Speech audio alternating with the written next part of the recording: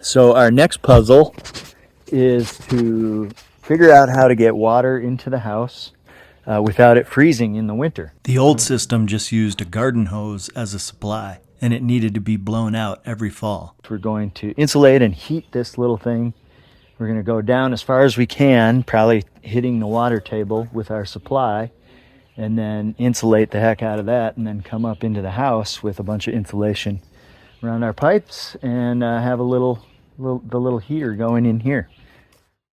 I used my handy SDS Max hammer drill to loosen up the soil. Inside, Eric built an insulated box for the supply line to come up through the crawl space.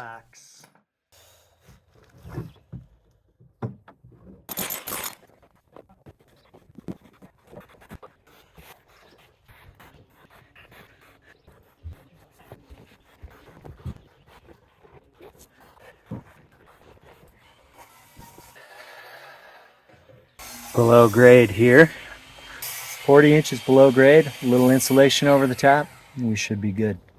I hit the water table at about 40 inches down, and the well guys advised me to run the supply line, 1-inch PEX A, right at the water table, with some rigid foam insulation on top before reburying it.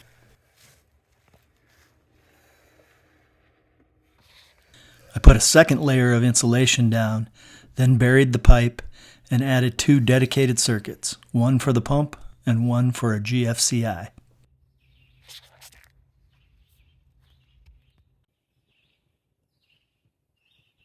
Then I insulated the lid and walls of the well house.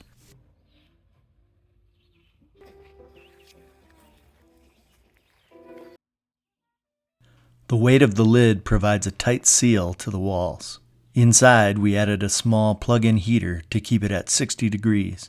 Later, I added a backup space heater that will automatically turn back on after a power outage. Meanwhile, Eric finished up the insulated conduit coming into the house. I just pressurized the tank, hopefully, and now I'm going to turn the water on, and we're going to see if all these connections hold. Let's do it. Whoa! Okay, easy. Whoa. Oh, I guess you got to turn that off. That's one thing. It's a filter. What else is still turned on?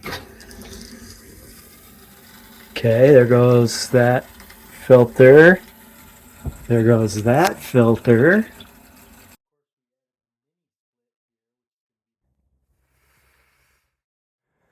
Success! The little cabin weathered its first winter without any pipes freezing.